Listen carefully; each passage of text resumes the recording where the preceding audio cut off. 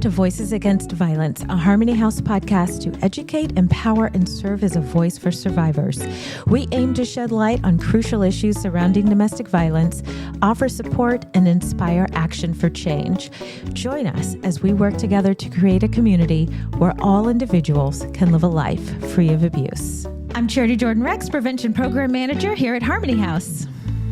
Hi, my name is Tesia. I'm a case manager here at Shelter, and I also work with an emergency solutions grant with a focus on housing.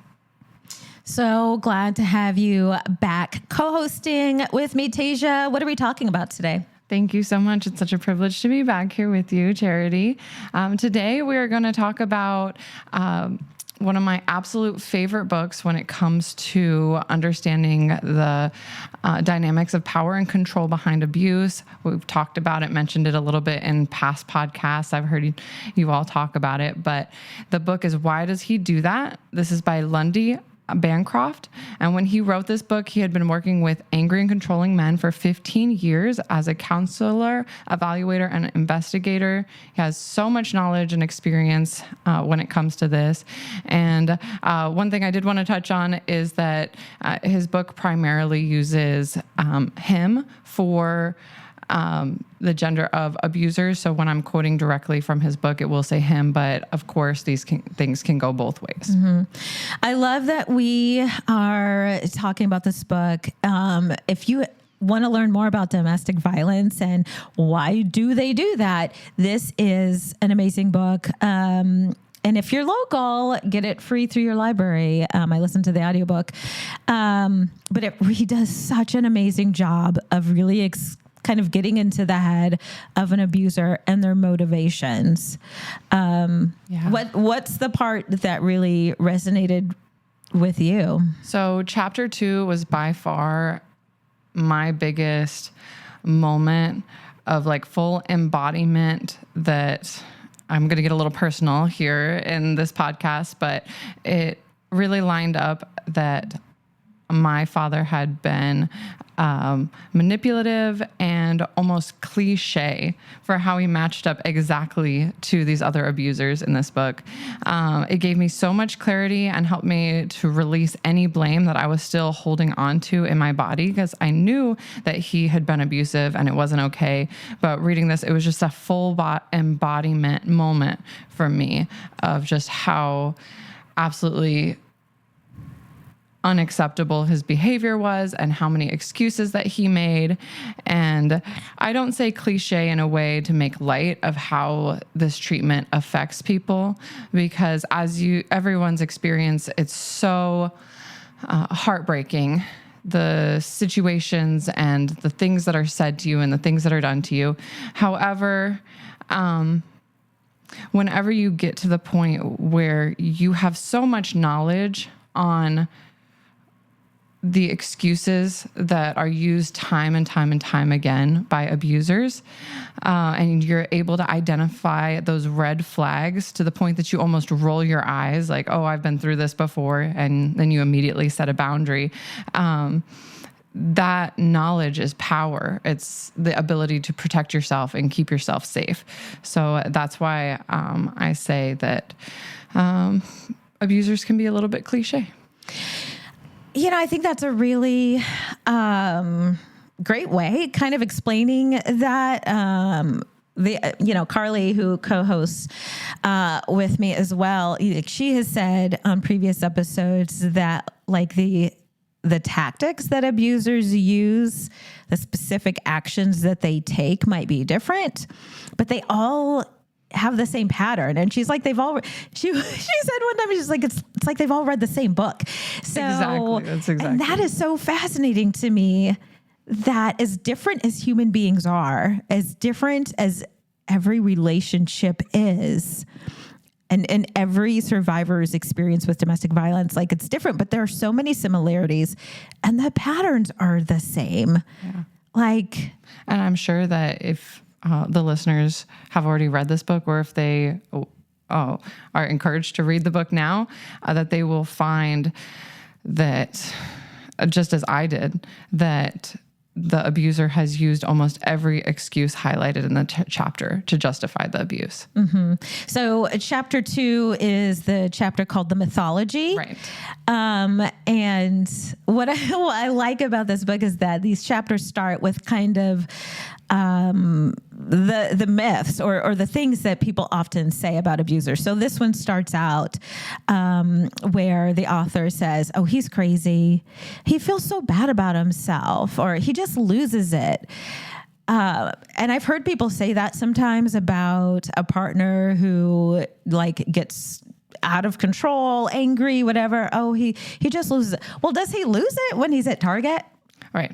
Does he lose it when he's at work with his boss? Right. And it's like, and when you start asking those questions, it's like, well, no, he only loses it with me, or I think he uses this example in the book that, or he's talking to a survivor and she's like, he gets angry and he destroys stuff.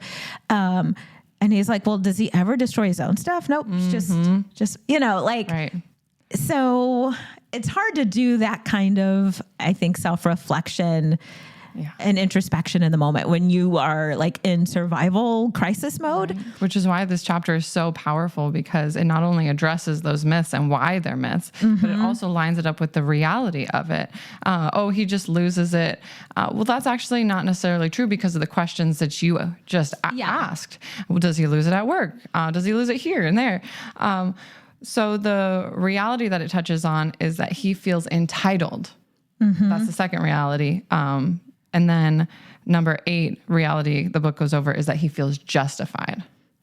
So I kind of have a little bit of a personal example that I was going to share with you, if that's okay, to just really put into perspective, because we can talk about these myths all day long, but to have an actual example of this, an abuser using these tactics, in real life can help but sink in a little bit more. What's your story, Tesia? Okay. Well, I don't want to do anything too graphic, of course, for my own comfort as well as the listeners. But there is an example that I've thought a lot about sharing with you all. And it was from when I was 14 years old. So about 14 years ago. What happened was me and my brother, we were in a vehicle traveling behind a vehicle that my father was in. All of a sudden we pulled over, and my father came back to our vehicle, and he said something along the lines of do you have it? Where is it?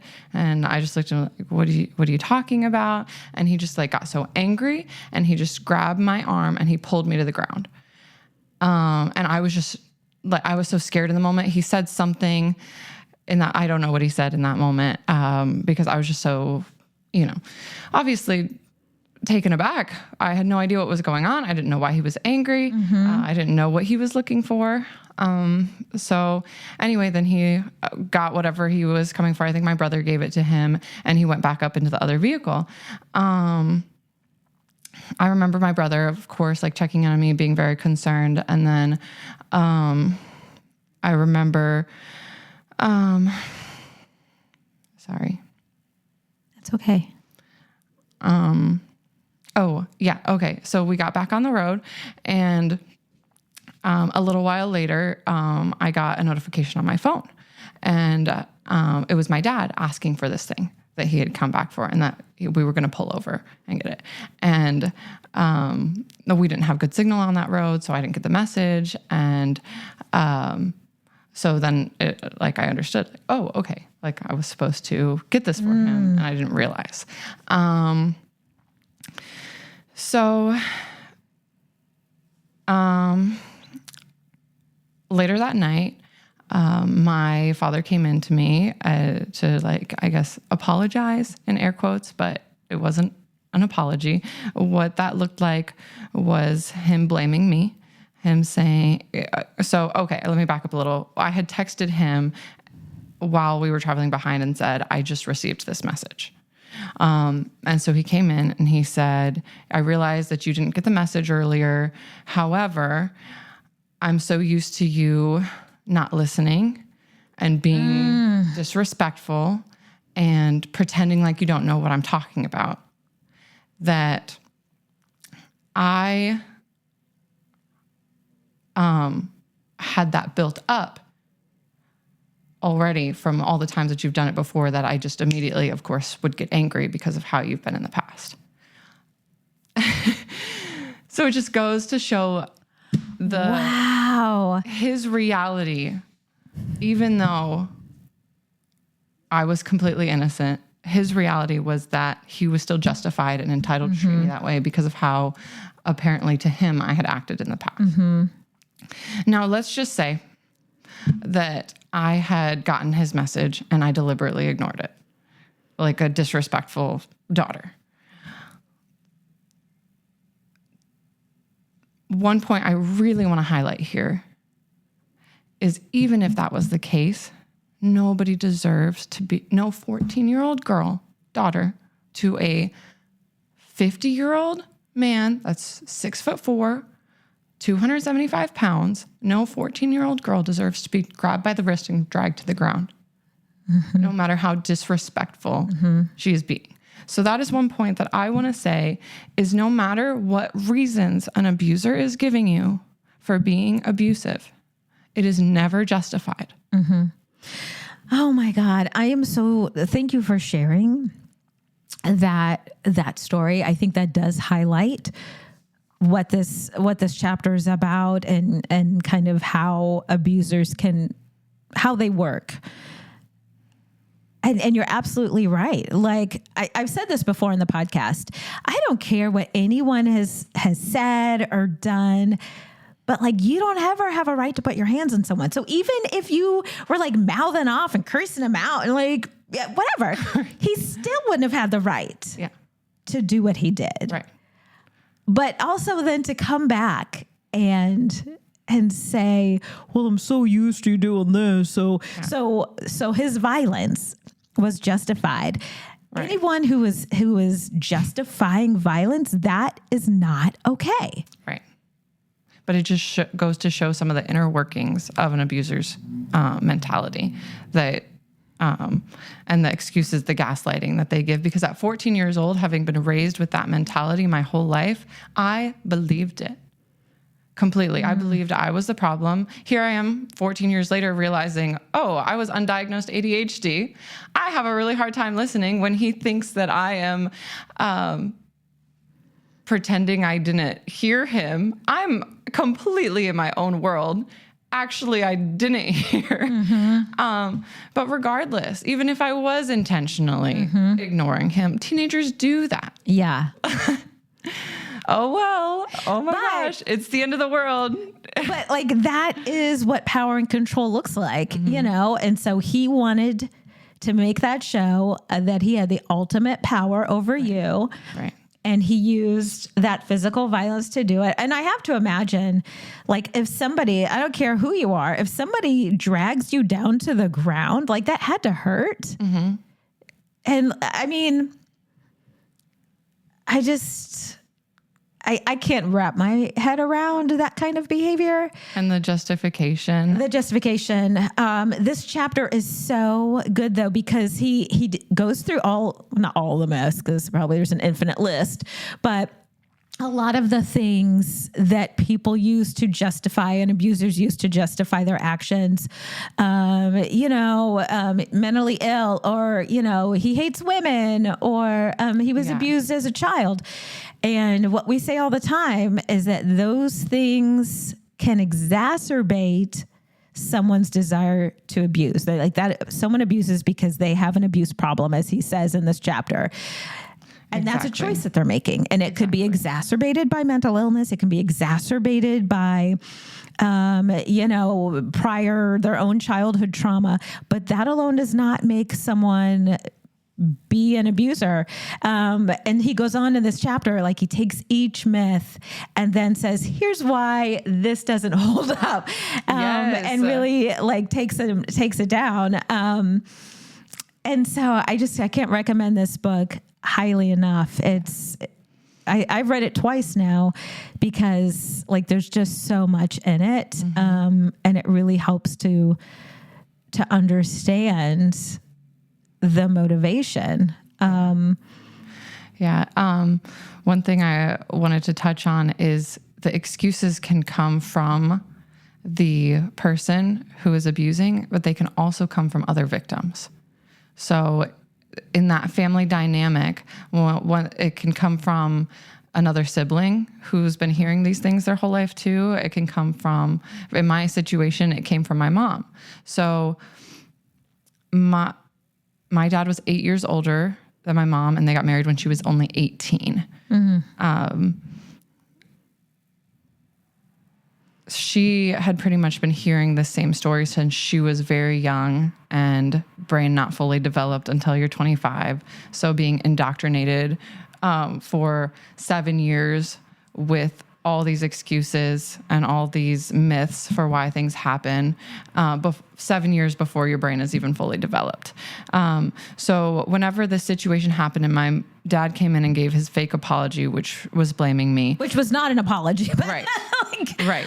My mother also came in after to check on me, and she genuinely cared about me. But then she looked at me and she said, he has had a very hard life.